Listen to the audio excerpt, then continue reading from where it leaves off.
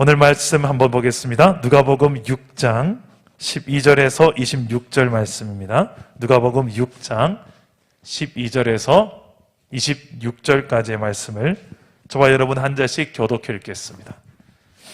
누가복음 6장 12절에서 26절까지의 말씀입니다. 제가 먼저 12절을 읽겠습니다. 이때에 예수께서 기도하시러 산으로 가사 밤이 새도록 하나님께 기도하시고 밝음에 그 제자들을 부르사 그 중에서 12를 택하여 사도라 칭하셨으니 곧 베드로라고도 이름을 주신 시몬과 그의 동생 안드레와 야고보와 요한과 빌립과 바돌로메와 마태와 도마와 알페오의 아들 야고보와 셀롯이라 하는 시몬과 야고보의 아들 유다와 예수를 파는 자 될 가룟 유다라. 예수께서 그들과 함께 내려오사 평지에 서시니 그 제자의 많은 무리와 예수의 말씀도 듣고 병 고침을 받으려고 유대 사방과 예루살렘과 두로와 시돈의 해안으로부터 온 많은 백성도 있더라. 더러운 귀신에게 고난받는 자들도 고침을 받은지라. 온 무리가 예수를 만지려고 힘쓰니 이는 능력이 예수께로부터 나와서 모든 사람을 낫게 함이로라. 예수께서 눈을 들어 제자들을 보시고 이르시되 너희 가난한 자는 복이 있나니 하나님의 나라가 너희 것이며 지금 줄인 자는 복이 있나니 너희가 배부름을 얻을 것이며 지금 우는 자는 복이 있나니 너희가 웃을 것이며 인자로 말미암아 사람들이 너희를 미워하며 멀리하고 욕하고 너희 이름을 악하다 하여 버릴 때에는 너희에게 복이 있도다. 그날에 기뻐하고 뛰놀라 하늘에서 너희 상이 큼이라. 그들의 조상들이 선지자들에게 이와 같이 하였느니라. 그러나 화 있을진저 너희 부요한 자여 너희는 너희의 위로를 이미 받았도다.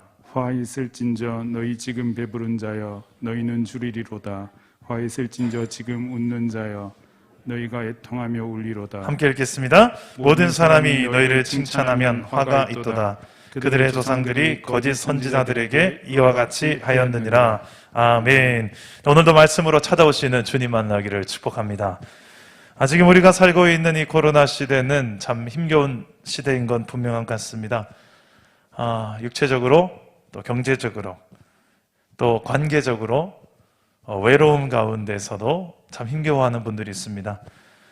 오늘 제가 제 아들의 상을 하나 봤는데요.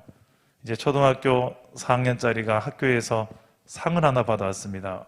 선생님이 자필로 쓴 상인데 너무 재밌어서 유심히 보았습니다. 어떤 상의 내용이었냐면 이 힘든 코로나 시대 가운데 친구도 없이 이 외로움을 잘 이겨낸 상, 이 외로움을 이겨낸 극복한 상으로 상을 받아왔더라고요. 근데 제가 엊그저께 아들과 함께 자면서 제가 아들하고 주로 잠들기 전에 주로 진지한 이야기를 참 많이 해요. 근데 아들이 뜬금없이 저에게 이 질문을 하는 거예요. 아빠는 외롭지 않아? 아빠는 외롭지 않아? 이렇게 물어보는 거예요. 잠깐 대답을 못 하다가 많이 외로웠었지. 근데 지금은 그렇게 외롭지 않다고. 은석이 우리 가족도 있고 또 우리 사랑 담은 교회 성도님들도 계시고 또 무엇보다 하나님 함께 하시잖아. 그렇구나. 점점점. 가만히 보니 은석이가 조금 외로워 보였어요. 그 나이 때에 저를 생각하니까 정말 5대양 6대주가 부족할 정도로 온 동네를 뛰어다니며 친구들과 놀았던 기억이 나거든요. 제 어머니는 저를 쫓아다닌다고 저를 찾아서 추적 25분 늘 근준아 어디 있노? 해 떨어져도 안 돌아오면 저를 찾아서 돌아다니셨던 저희 어머니. 정말 친구 좋아서 친구와 함께 놀았던 제 어린 시절, 은석이 시절이 생각이 났어요. 근데 지금 아이들이 그렇게 뛰놀 수 있는, 누구를 만날 수도 없는, 오늘도 엘리베이터 타고 올라오는데 한 아이가 엘리베이터를 버튼을 누르려고 하니까 엄마가 손을 탁 치면서 이런 거 함부로 누르면 안 돼. 뭐가 온다고 하더라고. 제가 무슨 뭐 하는지 못 알아듣겠어요. 근데 아무튼 뭐 나쁜 게 만지면 온다. 뭐 이런 내용을 이야기하는 것 같아요. 뭐 하나 겁나서 만질 수가 없는 시대. 그런데 더 안타까운 것은 이런 시대를 더 우리의 숨막히게 하는 것은 예수를 믿는 저와 여러분들, 우리가 세상에 나아가서 당당하게 나 예수 믿는 사람입니다, 나 교회 다닌 사람입니다 라고 말하기가 참 힘든 시대라는 것입니다. 참 많은 이야기, 교회가 또 코로나 가운데서 방역을 좀 많이 실패한 집단 감염 사건들이 뉴스에 보도되고, 또 최근에는 또 아동 학대했던 그 양부모가 또 부모님이 다 목회자였고, 이런 언론 속에서 좀 우리의 인상을 찌푸리게 만든 내용들의 중심에 가보면 다 또 기독교인들, 크리스찬들이라는 이 이야기가 우리의 마음을 더 무겁게 만드는 시대인 것 같습니다. 이런 시대 가운데, 힘겨운 시대 가운데 우리가 좀 마음을 좀 열고, 그래도 나는 예수님 때문에 예수님으로 인하여서, 우리 신앙으로 인하여서 좀 행복이란 단어를 말할 수는 없을까? 이런 고민을 하다가 제가 예전에 이제 신학교를 갈 때, 이제 20대 초반입니다. 20대 초반에 신학교를 갈 때, 제가 군대에서 22살에 예수님을 인격적으로 만난 다음에 돌아오고 나서 정말 제 친구들이 주변에 참 말이 많았어요. 너무나도 바뀐 제 모습을 보고 친구들이 참 많은 만류를 했습니다. 너 왜 그렇게 힘든 길을 가려고 그러냐? 응? 그냥 적당히 그냥 교회 좀 잘 다니고 그렇게 살면 좋지 않아? 너 아버지 그렇게 힘들게 사는 것도 봐놓고, 응? 니는 왜 그 길을 가려고 하냐?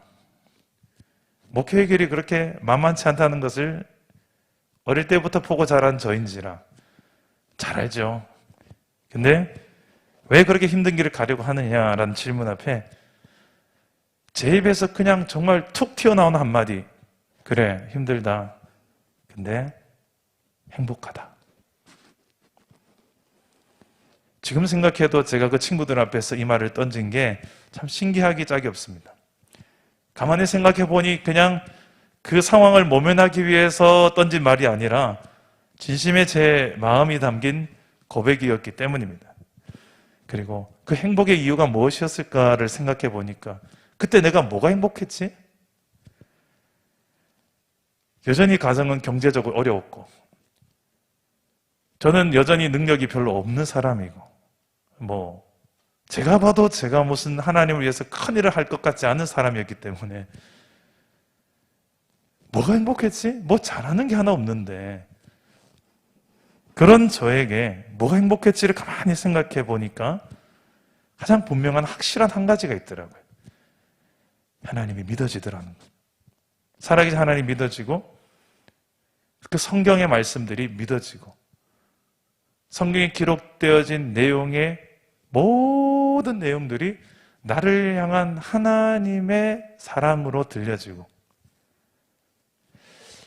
할렐루야, 이런 역사가 제 인생 가운데 있었다니까요.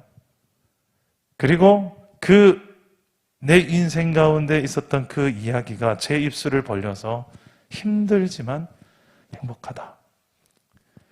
그러고 나서 제가 지금까지 20몇 년 동안 이제 주를 위해 살겠노라 다짐했던 여기까지 길을 뒤돌아보니까 그 코드가 여전히 유효한 것 같아요. 좁은 길이고 힘든 길이지만 때로는 외로울 수도 있고, 때로는 좀 그런 별로 좋지 않은 또 평가를 들을 때도 있고, 모함을 당할 때도 있고, 참 많이 마음 괴로울 때도 어느 누구에도 말할 수 없을 때도 있지만, 이 길이 참 복된 길이고 행복한 길, 또 영광스러운 길인 이유가 있습니다. 오늘 말씀에 왜 그런가를 오늘 말씀에서 좀 찾고자 합니다. 첫 번째는 예수님께서 나를 선택하셨기 때문입니다. 우리 12절과 13절 말씀을 우리 함께 다 같이 한번 읽어보겠습니다. 시작. 이때 예수께서 기도하시러 산으로 가사 밤이 새도록 하나님께 기도하시고 밝음에 그 제자들을 부르사 그 중에서 12를 택하여 사도라 칭하셨으니. 네, 이때에라고 합니다. 이때가 언제일까요? 예수님께서 바로 이 앞절의 말씀에서 안식일에 두 차례나 병자들을 치유하는 이때입니다. 치유하고 나서 어떤 일이 벌어졌습니까? 바로 앞절에 보면 바리새인들과 서기관들이 어떻게 하면 예수를 죽일 이제 음모를 꾸미기 시작합니다. 상당히 이들의 마음에 분노가 일어납니다. 그래서 마가복음 기자에는 이때부터 예수를 죽이려고 한 기사를 같이 덧붙여 설명하고 있습니다. 다시 말해서 이때부터 예수님께서는 고난길을 우리가 예상할 수가 있습니다. 그 고난의 길을 예수님께서 어느 정도 피부로 느꼈을 것입니다. 그럼에도 불구하고 예수님은 진리를 선포하고 그럼에도 불구하고 진리의 길을 걸어가십니다. 그런데 오늘 말씀에 이때에 예수님께서 어딜 가냐면 산에 가세요. 기도하러 산에 가세요. 산 기도하러 가세요. 잠시 기도하고 내려오는 것이 아니라 밤새도록 기도합니다. 밤새도록. 여러분 혹시 산에서 밤새워 본 적 있습니까? 아마 없을 것 같아요. 밤새워서 산에서 기도할 만큼 우리 안에 그렇게 절박한 상황이 여러분 있었던 적이 있습니까? 그 절박한 상황이 있었다 하더라도 그렇게 하나님께 매달려 본 경험이 있으십니까? 오늘 예수님께서는 하나님의 아들임에도 불구하고 어떻게 보면 이렇게까지 기도 안 해도 될 분이신데 이렇게까지 기도하는 이유가 있어요. 밤새도록 기도했던 이유 무엇일까요? 13절에 나오는데요. 밝음에 그 제자들을 부르사 12를 택하는데 사도라 칭하더라. 바로 이 제자들을 컨택하기 위해서, 제자들을 선정하기 위해서, 선발하기 위해서, 선택하기 위해서 예수님께서는 그냥 적당히 대충 그냥 아무나 고른 것이 아니라는 거예요. 이 제자들, 어떤 제자들입니까? 장차 예수님과 함께 예수님의 길을 걸었던 자들을, 예수님의 길을 함께 걷는 자들입니다. 예수님께서 십자가에 죽으시고 부활하시고 승천하신 후에 작은 예수가 되어서 사도행전에 나오는 그 사도들, 제자들의 삶이 어떻게 보면 작은 예수를 보여준다. 그래서 별명이 붙는데 그리스도인이라는, 예수 닮은 사람, 예수가 생각나게 하는 사람, 그리스도인이라는 별명까지 생기게 됩니다. 왜 그렇습니까? 바로 예수님처럼 그렇게 살아가는 제자들, 사도들이기 때문입니다. 이런 선택을 받은 제자들, 무엇을 위해 선택을 했을까요? 7절에서 19절 말씀에 보면 예수님께서 이 제자들과 함께 어디로 가십니까? 다시 산에서 내려와서 이제 평지에 서시니 그 제자의 많은 무리와 예수의 말씀 듣고 병 고침을 받으려고 온 사람들이 많더라. 다시 말해서 예수님께서는 제자들과 함께 예수님께서 기존에 꾸준하게 해오셨던 복음을 선포하시고 또 제자 훈련하시고 가르치시고 또 병든 것들을 치료하시고 이 모든 사역들을 예수님 홀로 하지 아니하시고 제자들과 함께 동력하셨어요. 제자들은 예수님께서 하시는 것을 그대로 보고 가까이서 보고 배우는 과정이죠. 나중에 사도행전에 가보면 아시겠지만 사도들도 제자들도 똑같이 예수님과 같이 가르치고 선포하고 치유하는 사역을 합니다. 여기서 배우는 거죠. 예수님의 선택을 받은 그냥 선택이 아니라 예수님께서 하시는 그 일, 이 막대한 하나님께서 하시는 그 일을 함께 동력하기 위하여 부름받은 자가 바로 저와 여러분이란 사실입니다. 예수 믿는 자, 바로 예수님의 제자가 되겠노라, 예수님의 길을 따르겠노라 하는 자들 아니겠습니까? 그 제자의 가장 큰 영광이 무엇이겠습니까? 예수님께서 나를 선택하셨다는 거예요. 내가 예수님을 선택한 것 같죠? 내가 교회 다니겠노라고 선택하신 것 같죠? 그거 아닙니다. 하나님이 나를 선택하셨어요. 요한복음 15장 말씀에 너희가 나를 택하여 너희가 나를 선택한 것이 아니라 내가 너희를 선택했노라고 예수님께서 말씀하십니다. 오늘 우리가 이 사실을 알 때 나는 하나님께 선택받은 사람이구나라는 이 믿음이 있다면 이 가운데서 누릴 수 있는 참 큰 행복이 있더라고요. 기쁨이 있더라고요. 이 부르심이 어떤 부르심인가? 둘째로 왜 제자의 길이 행복인가 영광인가? 바로 은혜의 부르심이기 때문에 그렇습니다. 우리 14절에서 16절까지 내용을 한번 읽어봅시다. 14절에 16절 시작. 곧 베드로라고도 이름을 주신 시몬과 그의 동생 안드레와 야고보와 요한의 빌립과 바돌로메와 마테와 도마와 알페오의 아들 야고보와 셀롯이라는 시몬과 야고보의 아들 유다와 예수를 파는 자 죄를 가른 유다라. 제가 이렇게 마스크를 하고 있으니까 참 물 한 번 마시기가 힘드네요.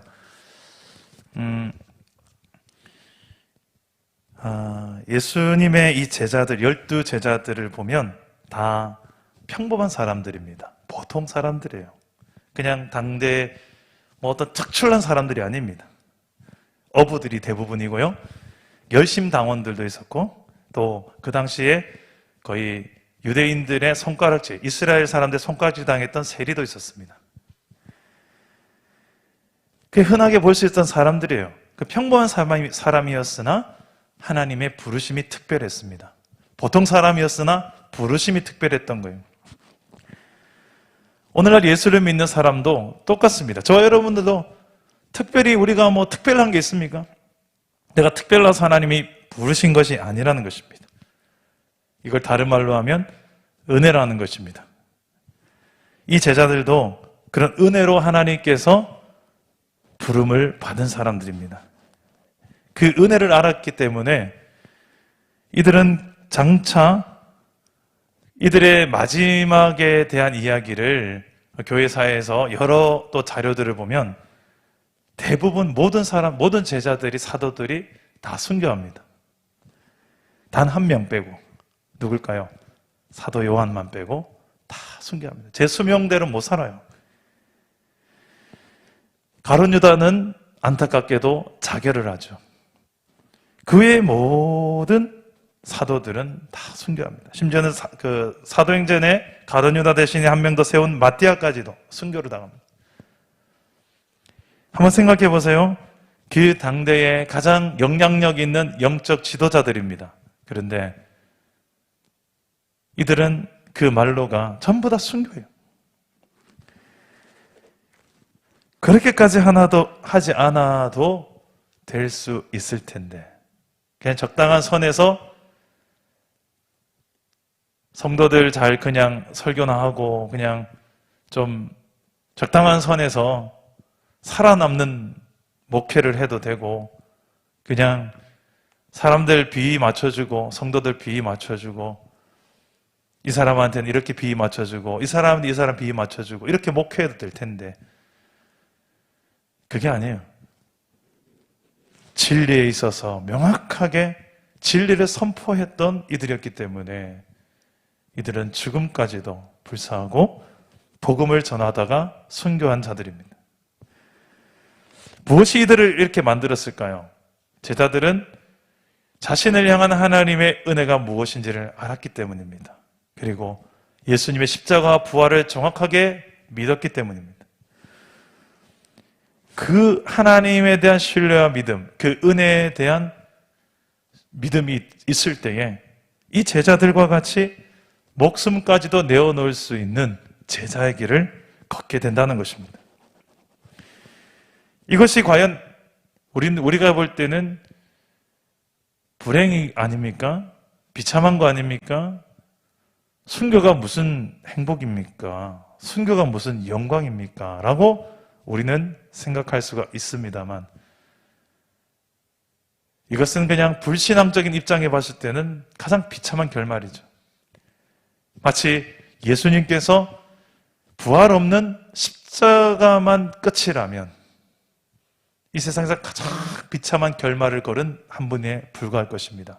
그러나 예수님은 십자가가 끝이 아니었습니다. 십자가 너머에 있는 부활까지 보셨고 이루셨습니다. 우리도 마찬가지입니다. 이 땅에 길어야 80, 90 인생이 만약에 끝이라면 우리가 굳이 순교당하고 굳이 예수님 때문에 핍박당하고 굳이 예수님 때문에 우리가 좀 손해볼 필요가 뭐가 있겠습니까? 이 땅에서 섬기고 헌신하며 낮추며 살아야 될 이유가 무엇이겠습니까? 그냥 적당하게 타협하고 그냥 나 중심적으로 사는 게 더 현명하지 않겠습니까? 그러나 이 땅의 현실이 끝이 아닌 것을 우리 믿기 때문에 오히려 우리 영원을 믿고 영원을 이미 살기 시작했다는 것을 믿기 때문에 우리는 이 순교조차도 영광으로 말할 수 있는 것입니다. 그 은혜를 아는 자들의 결말은 목숨까지도 아끼지 않고 자신의 인생을 걸 만한 목표를 발견하게 됩니다. 바로 예수 그리스도. 그분을 위해 달려가는 인생. 비록 세상적인 기준으로 봤을 때는 핍박당하고 조롱당하고 힘겨워도 심지어는 순교를 당해도 그들의 인생, 제가 감히 예상하건대 상상해 보건대 이들이 순교당하면서 아이고 억울해라, 아이고 내가 참 하면서 막 이렇게 죽었을까요? 저는 제 상상력으로는 대부분 다 스데반처럼 죽지 않았을까 생각해요. 스데반이 어떻게 순교했습니까? 마치 얼굴이 천사와 같은 모습으로 하나님을 향하여서 하늘의 영광을 바라보면서 마지막 장면을 사도행전에 기록하고 있지 않습니까? 초대교회 사도들이 그렇게 순교하지 않았겠습니까? 그 영광스러움을, 하나님의 영광을 바라보며 마지막 그 영광스러운 결말을 맺지 않았겠습니까?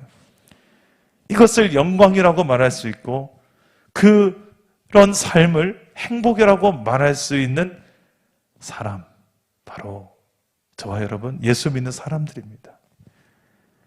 이런 자들은 세상이 감당할 수가 없는 사람입니다. 세상의 기준과 세상의 가치로 어떻게 이 사람들의 행복관을 흔들 수가 없는 존재가 되는 것입니다. 마지막으로 왜 예수님을 따르는 제자의 길이 영광이고 행복인가? 하나님의 백성이 되기 때문입니다.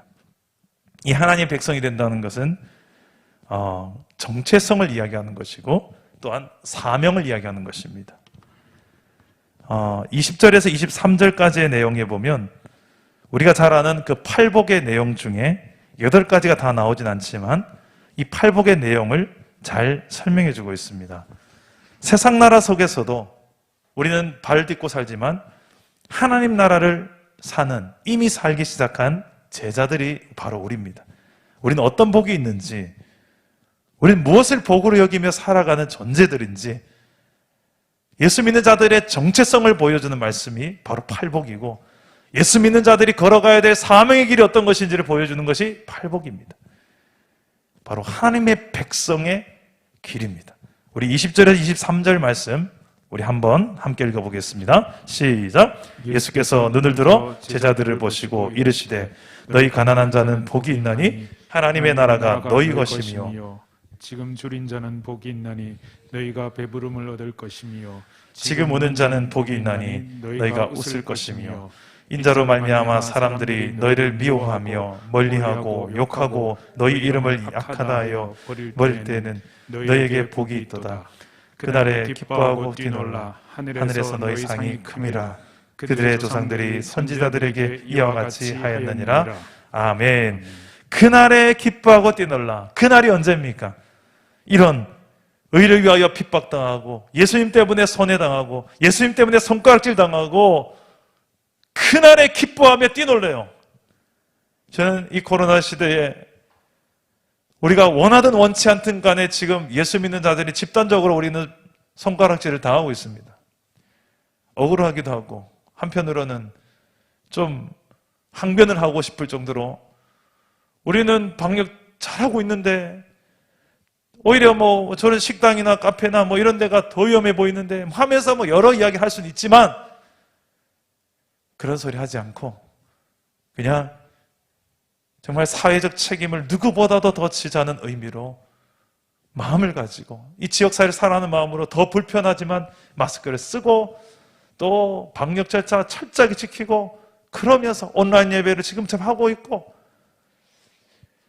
이런 그렇게 불편한 가운데서 징징대고 짜증내고 원망하고 불평하고 이게 아니라 그날에 기뻐하고 뛰놀라. 힘들어도. 저도 이렇게 마스크 쓰고 설교하는 게 이게 너무 힘드네요. 막 답답해 죽겠어요. 네. 제 안에 이런 냄새가 나는 저도 몰랐어요. 네. 여러분들 예배하는데 얼마나 힘드셨을까? 그죠? 그래도 여러분 지금 온라인 예배 때 가정에서 원없이 찬양할 수 있고, 물론 층간소음에 좀 방해가, 층간소음이 되지 않는 선 안에서. 이게 우리 안에 힘겨운 일인데, 또 세상의 지탄을 받고 있는 이 교회에 이 이슈되는 이야기들 들을 때마다 가슴 아프고, 정말 이 시대로 더 기도해야 되겠다 마음을 먹으면서도 동시에 우리가 또 이 가운데서도 기쁨을 잃지 않고, 우리 안에 그럼에도 불구하고 행복하다라고 말할 수 있으면서 이 신앙의 길을 걸어갈 수 있는 이유가 무엇이냐는 것입니다. 다른 것에서 찾기보다 예수 믿는 저와 여러분들의 뿌리, 정체성에서 찾을 수가 있어요. 우리는 하나님 나라의 백성이 되어버렸습니다. 24절에서 26절까지의 내용에 보면 일반적인 세상 나라의 기준으로 볼 때 어떻게 보면 이것이 더 행복한 사람처럼 보여요. 그런데 예수님께서는 화 있을진저, 거의 저주를 퍼붓습니다. 화 있을진저 하면서 이야기하는 내용이 24절부터 나옵니다. 너희 부요한 자여, 너희가 위로를 이미 받았다. 배부른 자여, 너희는 주리리로다. 지금 웃는 자여, 너희가 장차 애통할 것이다. 지금 모든 사람에게 칭찬받는 자들아, 화가 있을 것이다.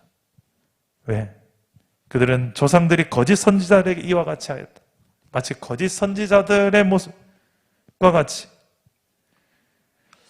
우리가 생각할 때는 풍요가 좋고, 우리가 생각할 때는 이런 많은 사람들이 인정해주고 칭찬해주는 인생을 사는 게 좋고, 우리가 생각할 때는 지금 웃고 사는 게, 이 땅에서 더 많이 웃고 사는 게 단지 그냥 좋아만 보일지 모르겠지만, 성경은 오히려 애통하는 자가 복이 있고, 심령이 가난한 자가 복이 있고, 의를 위하여 핍박받는 자가 복이 있고, 화평케 하는 자가 복이 있고, 이렇게 이야기를 하는 근거가 무엇입니까? 다른 것이 없습니다. 그 정체성이 다르기 때문입니다.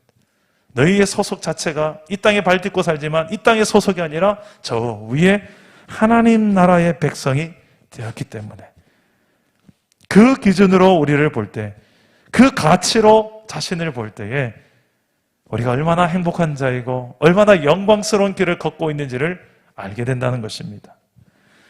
이것은 창세기 12장에 아브라함을 부르실 때부터 출발합니다. 아브라함을 부르실 때 이방 땅에서 부르시고 하나님 백성의 주민등록번호 1번으로 아브라함을 부르시죠. 아브라함, 이삭, 야곱, 요셉. 이제 쭉 하나님 나라의 백성들이 이제 아브라함을 통하여서 이루어져서 강대 국가가 이루어집니다.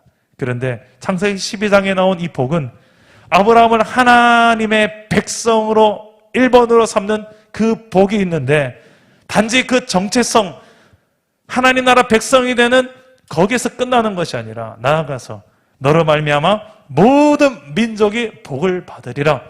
나아가서 너 때문에 많은 사람들이 복을 받을 것이다. 그것도 모든 민족이. 다시 말해서 축복의 통로에 사명이 있다는 거예요. 이 정체성과 사명이 함께 가는 이 복, 하나님의 백성이 된다는 것입니다. 이 하나님의 백성이 되는 길, 바로 예수를 믿는 거죠. 예수를 믿는 저와 여러분들이 누릴 수 있는 최고의 영광과 행복은 바로 우리의 정체성이 있습니다. 그리고 그 정체성에 걸맞는 우리의 삶, 사명을 이루는 삶에 있습니다. 이것을 영광으로 알고 이것을 복으로 여길 줄 알고 복되도다라고 말할 수 있는 그 힘이 어디에 있습니까? 바로 믿음에 있습니다. 진짜 믿음이 있다면 여러분, 가난한 중에도 이게 물질적 가난인지 마음의 가난인지 여기에 보면 줄인 자, 배부른 자 이런 걸 봤을 때 단지 심령의 가난함만이 아니라 오히려 물질적인 경제적인 가난함도 다 포함되어 있는 것 같아요. 이런 가난한 상태에 있는 자들이 이 땅에서의 가난함을 가지고 산다 할지라도 장차 너희가 가게 될 그의 나라에서는 이 땅과 비교할 수 없는 이 배부름을 얻게 될 것이다. 하나님께서 예수님을 통하여서 그 나라를 보여주시는 말씀들입니다. 천국에서 큰 자는 누구입니까? 이 땅에서 섬기고 자신을 낮추는 자입니다. 이 땅에서 그냥 세상의 기준으로 똑같이 군림하려는 자, 더 많이 가지고 더 많이 취득하면 행복해질 것이다. 그래서 소유의 논리로 또 힘의 논리로 더 많이 가지고 더 많이 힘, 권세를 가지면 내가 행복해질 거야. 내가 정말 영광스러워질 거야. 이게 세상의 논리지만 예수 믿는 자들, 하나님의 백성들은 그 반대입니다. 거꾸로입니다. 오히려 더 낮아지고 더 섬기는 거예요. 더 나누는 존재가 더 행복하다고 말하는 거예요. 전혀 다른 방정식으로 살아가는 백성들이 하나님 나라 백성입니다. 그래서 저는 이 코로나 시대에 모두가 다 힘들어하고 모두가 다 소망 없다고 그러고 모두가 다 징징대고 누군가 책임 찾고 정죄하고 그런 가운데서도 적어도 예수 믿는 저와 여러분들은 다르게 살아가는 이유가 있습니다. 왜요? 우리의 정체성, 우리의 뿌리 자체가 이 땅에 있지 않기 때문입니다. 너무나도 우리 쉽게 정죄하는 성향이 있고 너무나도 쉽게 우리 비판하고 누군가의 책임자만 추궁하는 성향이 있습니다. 그런데 그 가운데서 정말 하나님의 나라를 보는 사람, 그 가운데서도 회복을 꿈꾸는 사람, 누구입니까? 바로 예수를 믿는 자들입니다. 누구보다도 하나님 나라에 목마른 자들입니다. 이 땅에 하나님 나라가 임하기를 소망하는 사람입니다. 누구를 통해서요? 먼저 하나님 백성 된 저와 여러분을 통해서, 여러분의 가정에 먼저 믿게 된 여러분을 통해서 하나님이 그토록 원하시는 하나님의 나라, 바로 여러분의 가정 안에부터 출발되기 원하는 그 하나님의 마음을 여러분도 품을 수 있기를 바랍니다. 말씀을 읽겠습니다. 힘든 시대이고 참 외로운 시대이고 세상에서 이런 시대에 행복하다 말하기 힘든 시대지만 그 가운데서도 우리는 예수 믿는 저와 여러분은 행복하다 말할 수 있는 존재입니다. 그리고 영광의 길을 영광스럽다라고까지 말할 수 있는 자들입니다. 무엇 때문입니까? 주님께서 나를 선택하셨기 때문입니다. 밤새도록 기도하며 선택하신, 대충 선택한 것이 아니라 저와 여러분들의 선택은 하나님의 놀라운 그 은혜 가운데서 최선이었습니다. 그리고 은혜입니다. 우리를 결국 하나님의 백성 삼으셔서 모든 민족이 복을 받도록 하기 위해서 저와 여러분을 먼저 부르셨습니다. 여러분의 가정부터, 여러분의 일터부터, 여러분의 캠퍼스부터 그곳에서 복이 되게 하시려고 여러분을 먼저 1번으로 부르신 겁니다. 이 부르심이 코로나 시대니까 그냥 적당히 합시다, 참 핑계하기 좋은 시대예요. 웬만하면 그냥 보지 맙시다, 그냥 적당히 갑시다, 기도 그냥 알아서 개인 기도합시다, 전도 이 시대에 무슨 전도입니까? 성경 읽자, 아유 힘들고 피곤합니다, 다 읽어봤습니다. 섬기자, 사랑하자, 이런데 어떻게 사랑해요? 코로나 시대에 핑계댈 게 너무 좋아요. 제가 볼 때 여러분들이 숨을 곳이 더 많아졌어요. 이것은 좋은 징조가 아닙니다. 갈수록 TV와는 더 가까워지는데 갈수록 성경과는 멀어지고 좋은 징조가 아닌 것 같아요. 다시금 여러분의 정체성과 사명을 회복하시기를 축복합니다. 여러분, 오늘 말씀 속에 예수님께서 저와 여러분들을 선택하기 위하여 밤새도록, 그것도 고난을 당할 것을 주님은 아시면서도 밤새도록 이 동력의 길을, 회복의 길을, 회복의 사명을 감당할 나랑 함께 십자가 질 자가 누구냐? 나랑 함께 이 땅을 회복할 자가 누구냐? 이 땅에 하나님의 나라를 이룰 자는 누구냐? 그 자를 찾기 위하여 하나님, 예수님 밤새도록 기도하며 찾아낸 자가 누굽니까? 여러분이에요. 그 주님의 기대, 그 주님의 마음, 그 하나님의 열심, 저와 여러분을 통해서 그토록 이루고 싶어 하시는 하나님의 나라, 이 은혜의 부르심 앞에서 우리의 정체성을 다시 한번 확인하시고 우리가 나아가 모든 민족을 복되게 하는 이 축복의 통로의 사명, 여러분이 서 있는 그곳 가정에서부터 다시 한번 시작하시고 도전하시고 또 일터에 나아가서 모두가 힘들어해도, 모두가 불평하고 짜증내도 내가 짜증내고 불평내지 않아야 될 이유, 이때를 위함이구나. 내가 이들을 위해서 내 안에 계신 상황과 상관없이 흔들림 없이 나를 행복하게 하시는, 영광스럽게 하시는 주 예수 그리스도를 내 입을 벌려 말하게 하시기 위하여. 힘들다, 나도 힘들다, 그런데 행복하다, 이 고백을 해낼 수 있는 저와 여러분 되시기를 주 예수 이름으로 축복합니다. 우리 말씀 생각하면서 함께 찬양하기도 하겠습니다. 나를 만지시는, 나를 지으신 이가 하나님. 우리 함께 우리 자신의 부르심을 바라보며 찬양합시다. 나를 지으신 이가, 나를 지으신 이가 하나님, 나를 부르신 이가 하나님, 나를 보내신 이도 하나님, 나의 나 된 것은 다 하나님 은혜라. 나의 달려갈 길, 나의 달려갈 길 다가도록, 나의 마지막 호흡이, 나의 마지막 호흡 다가도록, 나로 그 십자가, 나로 그 십자가 굳게 하시니, 나의 나 된 것은 다 하나님 은혜라. 네. 한량없는 은혜, 한량없는 은혜, 갚을 길 없는 은혜, 내 삶을 애워싸는 하나님의 은혜입니다. 하나님의 은혜, 나 주저함없이, 나 주저함없이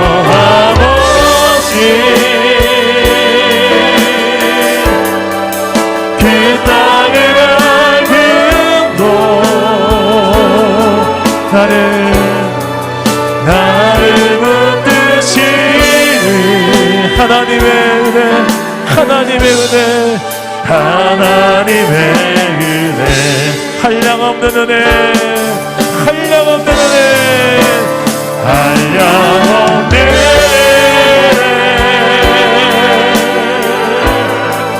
갚을 길 없는 은혜, 내 삶을 애워싸는 하나님의 은혜, 나 주저함 없습니다. 나 주저함 없이 그 땅을 밟음도 나를 붙드시는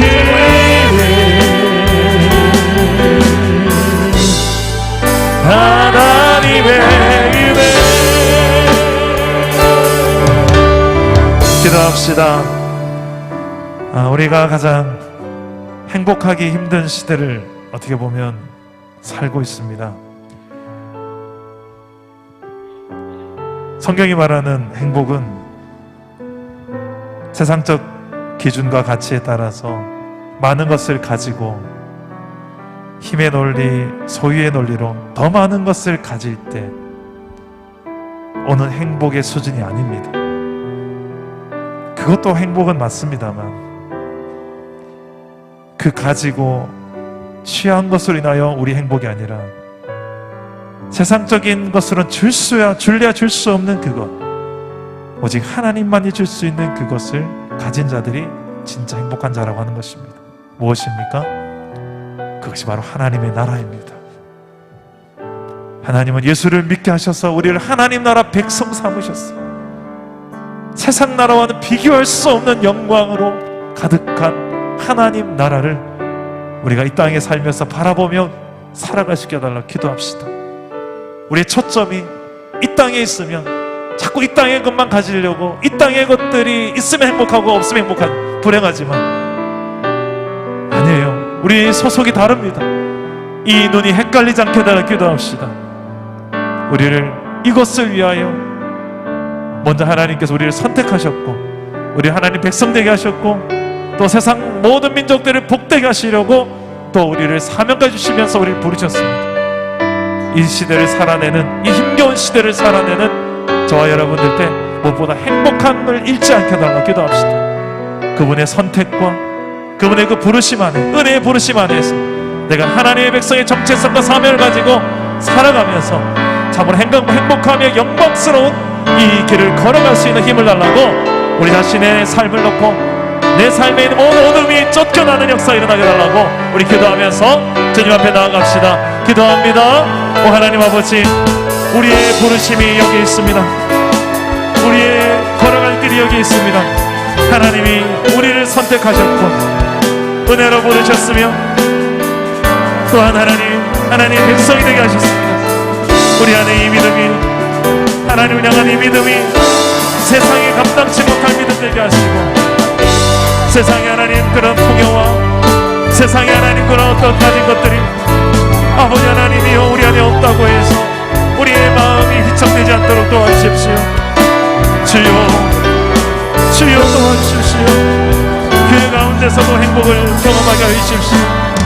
하나님의 통치와 다스림을 인하여서 외롭지 않게 하시고 불행하지 않게 하시고 감사하게 하시고 올려도 감사하게 하시고 코로나로 인하여서 더 우리의 행복이 확실히 하나님 증거되게 하시고 세상에 하나님 줄 수 없는 행복이 되게 하시고 우리가 그런 복된 자라고 아버지 하나님 우리가 말하시게 하여 주십시오.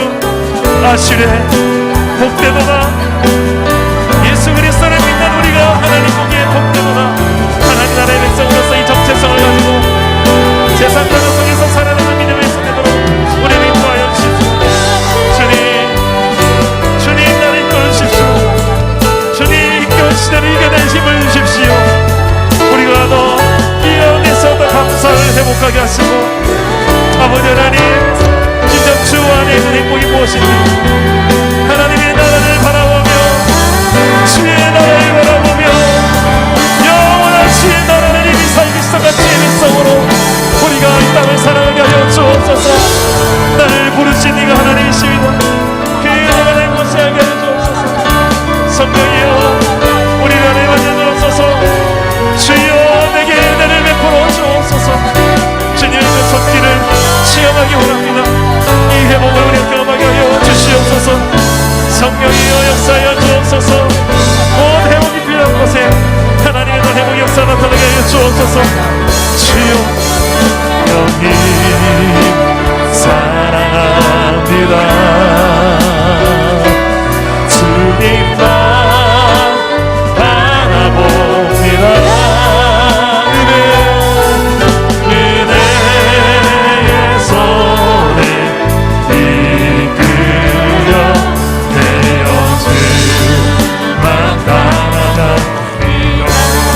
만지시는 주님, 나를 만지시는 주님 앞에 무릎 꿇고 나갑니다.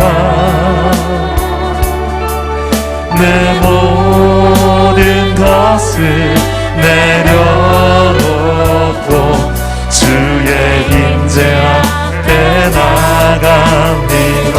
성령님 사랑합니다.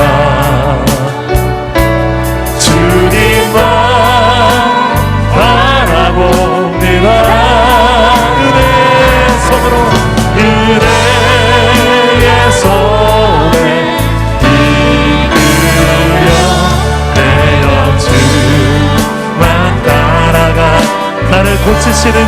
고치십니다. 나를 고치시는 주님 앞에 믿음으로 나가 내 약한 몸이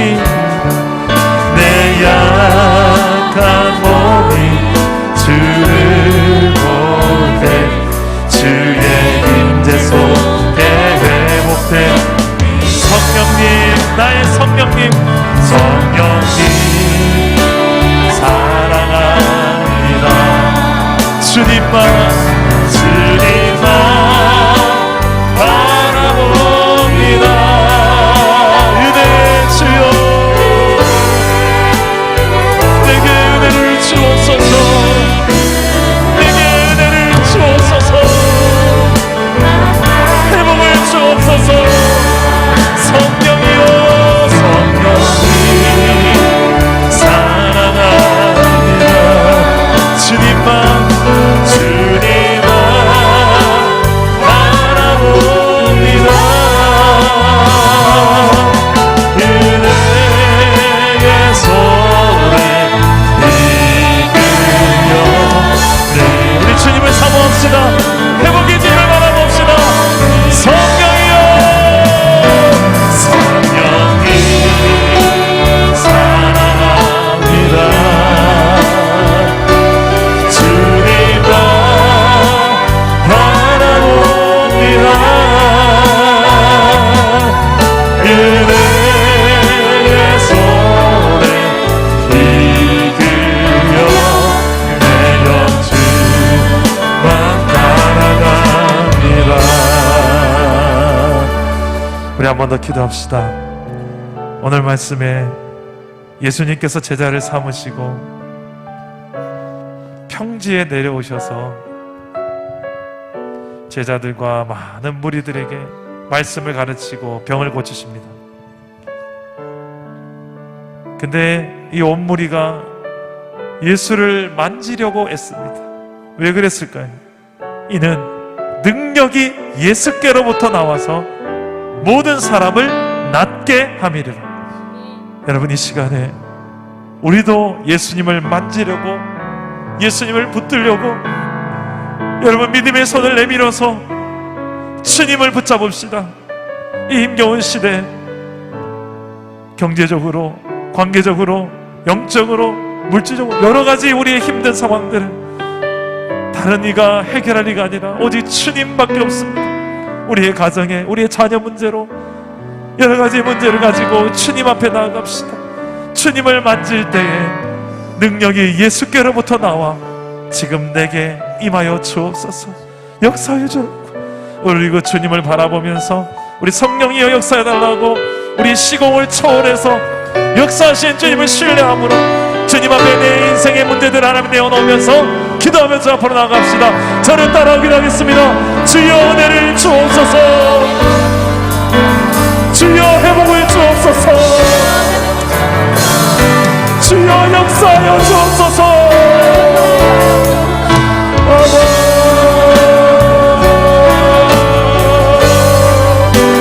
내 영혼의 아버지여, 내 영혼의 아버지여, 이 영혼 고쳐주십시오. 이 땅을 고쳐주십시오.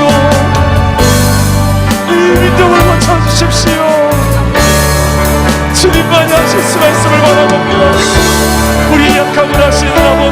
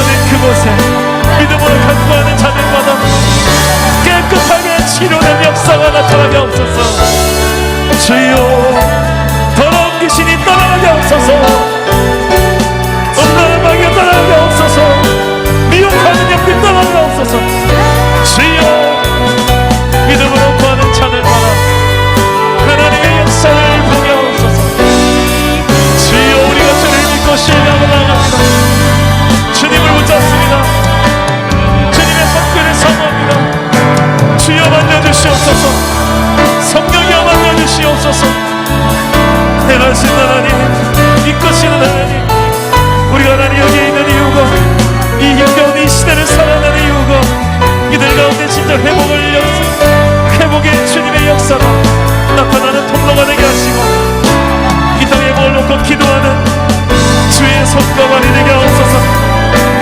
우리에게 일어난 자 나타나기 원합니다. 성령이 사랑합니다. 주님만 바라봅니다.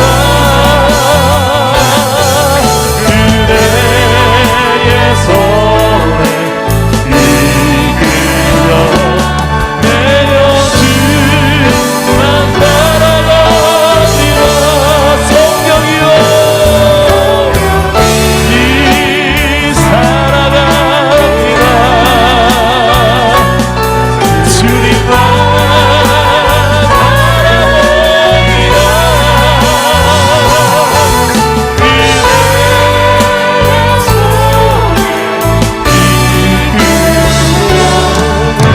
우리 주님, 역사하신 주님, 내가 믿고 의지하는, 내가 믿고 의지하는 내 모든 영역 하시는 주님,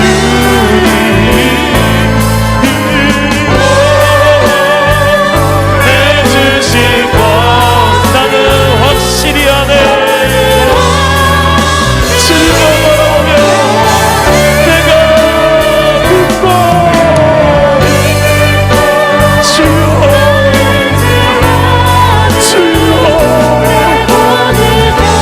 이 하늘 주님께 의탁합니다. 이 가정을 주님께 의탁합니다.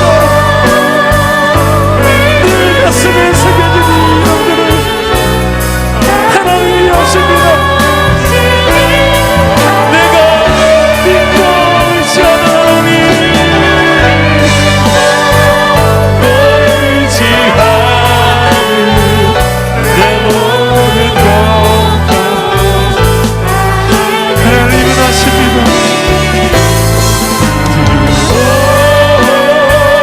해주신 것 나는 확실히 아네.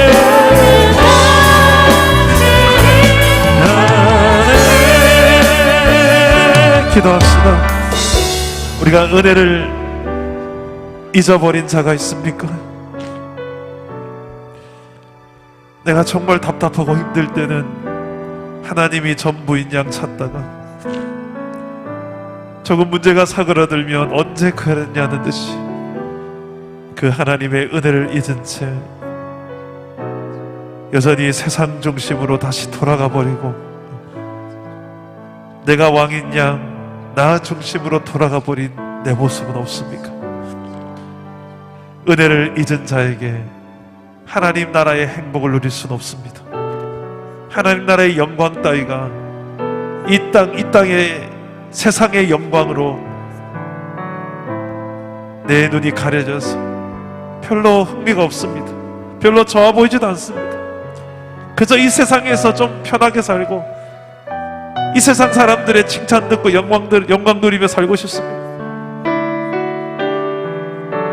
우리의 은혜를 잊은 자로 하나님의 그 선택의 은혜, 나를 죄인 중에 괴수인 나를 부르신 은혜, 하나님의 동역자로 제자로 부르신 그 은혜,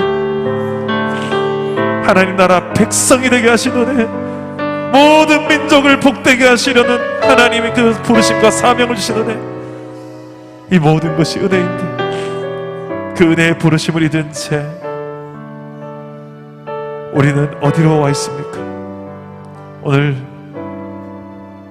뭐가 더 우선순위에 와 있는지, 내 삶의 중심이 무엇인지 성경 앞에 내어놓으며 다시금 회복을 달라고 기도합시다. 내 삶의 우선순위부터 회복시켜달라고, 내 소속이 명확해지게 해달라고, 나의 부르심이 어디 있는지를 알고 살아갈 수 있게 해달라고, 하나님 앞에 우리 안에 무너진 그 은혜의 재단이 회복될 수 있게 해달라고, 특별히 우리 가정 안에서 무너져 있는 것들이 너무 많습니다. 누구 탓할 것이 아니에요. 내가 바로 서면 됩니다. 내가 바로 서면 됩니다. 예수 먼저 믿은 내가 바로 서면 돼요. 하나님, 나에게 이런 은혜를 달라고, 우리의 가정 안에 회복을 달라고, 여러분이 섬기는 곳에 회복을 달라고 우리 한 번 더 하나님 앞에 기도하며 나아가겠습니다. 기도하겠습니다. 하나님, 주님, 이 시간에 우리가 잊었던 하나님 은혜를 회복하기 원합니다. 나를 하시고 우리를 하신 하나님, 이 자리에 하나님 다른 것들을 보는 것이 아니라 오직 주님의 은혜를 바라보며 나아갑니다. 십자가의 은혜를 바라보며 나아갑니다. 그 은혜가 우리를 이끌고, 그 은혜가 우리를 이끌고 하나님의 나라를 보게 하고 주님의 은혜를 보게 하는 이유는 오늘 이 밤에 하나님 물고 하는 자들마다 우리가 하나님 어디에 서서도 살아갈지 알까요? 흔들리는 우리의 정체성과 흔들리는 우리의 가치관과 흔들리는 우리의 세계관을 다시금 예수 그리스도로 말미암아 회복되게 하시고 확신 가지게 하시고 주를 위해서 살고자 하는 이 마음들이 부르짖어 일어나게 도와주시고 우리 사랑받는 교회를 사랑하신 하나님, 이를 위하여 이 마지막 때에 또 하나의 교회를 세우시고 우리는 공동체로 부르셨고 이런 하나님의 귀한 동역자들을 모으신 줄 믿습니다. 우리가 이 가운데서 우리를 부르신 주 예수 그리스도의 은혜를 잊지 말게 하시고 주 예수 그리스도의 선택과 부르심의 은혜 가운데 하나님 앞에 내 모든 병과 천일의 주님 앞에 하나며 주님의 뜻 가운데 온전히 순종하는 믿음으로 나아갈 수 있도록 주여 다시 우리 안에 이 사명을 멈추어 주십시오. 우리의 머리가 회복되게 해주십시오. 우리가 나는 잊었던 하나님의 그 은혜가 회복되게 해주십시오. 나에게 하나님의 은혜, 나의 나된 것은 하나님의 은혜로 된 것이 네가 모든 사도보다 더 많은 수고를 했다 할지라도 내가 한 것이 아니오 하나님의 은혜임을 잊지 말게 하시고 한결같이 하나님 아버지여 은혜의 발걸음으로 걸어가도록 도와주옵소서. 우리 열심히 은혜의 뿌리 내리지 않는 열심히 있다면 다시 한번 하나님 우리의 뿌리를 확인하게 하시고 그 여호와 하나님의 눈오심과 이끄신 가운데 이 모든 것이 가능함을 알게 하여 주십시오. 성령이여, 성령이여,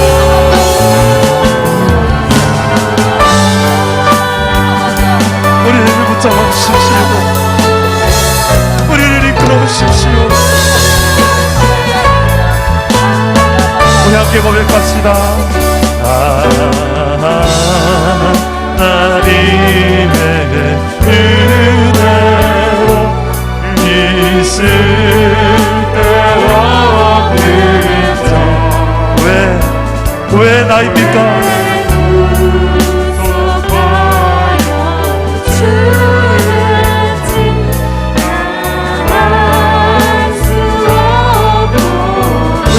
내게 믿음을 주셨습니까? 이게 구세의 믿음과 보고 주셔서 내 맘이 항상 변하지 않았소. 내가 믿고 의지하는 하나님 때문에 믿고 의지하는 내 모든 영역 하시는 주를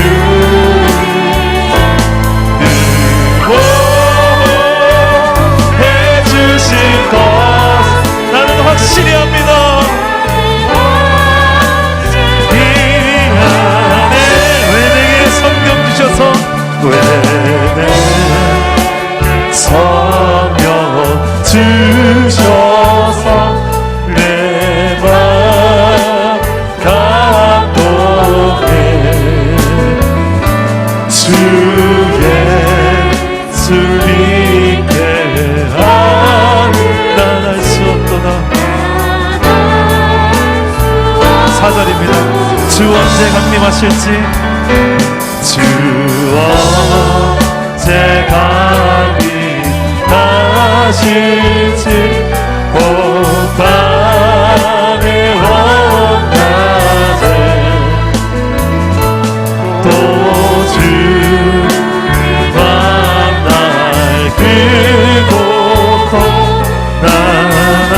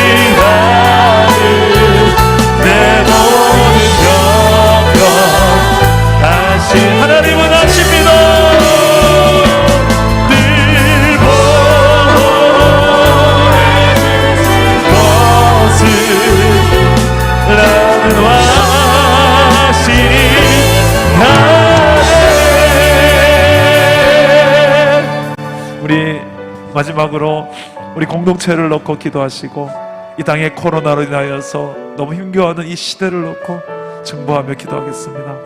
우리 사랑남은 교회 공동체를 위해서 기도해 주십시오. 이번 주일에는 온라인 상황이지만 성찬식을 가집니다. 내일 셀리더들이 여러분 각 가정에 성찬에 필요한 빵과 포도주스 또 잔과 이 모든 것들을 담아서 또 1년 목표인 성경 통독표, 우리가 정성스럽게 교회에서 제작한 통독표와 함께 여러분 가정에 배달이 될 것입니다. 온라인 상황이지만 이 성찬식을 통하여 우리가 한 몸 공동체라는 것, 서로의 소중함을 발견하고 우리의 머리가 되신 주 예수 그리스도를 우리가 가까이 하게 되는, 서로의 소중함을 알게 되는 복된 성찬식이 되게 되라고 우리 성찬식의 준비를 놓고 기도해 주시고요. 또 여러분 주변에 환우가 있을 것입니다. 연약한 자들이 있을 것입니다. 그들을 위해서 기도해 주시고 특별히 셀 리더를 놓고 기도해 주십시오. 더 많이 헌신해야 된 자리인데 여러분들의 기도와 여러분들의 격려를 먹고 더 힘을 얻을 수 있습니다. 우리 셀 리더들에게 힘을 달라고 기도해 주시고 또 우리 코로나로 인하여서 지쳐있는 이 땅의 현실들을 놓고 하나님 불쌍히 여겨달라고 회복을 놓고 기도해 주시고 자유롭게 기도하시다가 돌아가시기 바랍니다. 내가 믿고 의지하면 우리 한번 보러 기도하겠습니다. 내가 믿고 의지하면 내가 믿고 또 의지하는 내 모든 형편 하시는 주님 들고 해주신 것을 나는 확실히 아네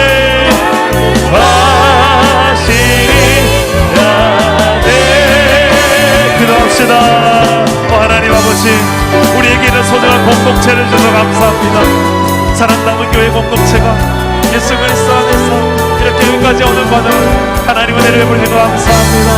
우리가 아버지 영광을 갈 길 속에 하나님께서 동행하시고 특별히 하나님 모든 예배 가운데마다 하나님 함께 하심을 누리며 체험할 수 있는 예배가 되게 하여 주시옵소서. 우리 공동체가 이번 주일에 온라인 상황이지만 성찬식을 준비했습니다. 하나님, 우리가 예수 그리스도 안에서 한 몸됨을 확인하는 시간 되게 하시고 서로의 소중함을 확인하게 하시고 서로를 위해서 더 기도하는 시간 되게 하시고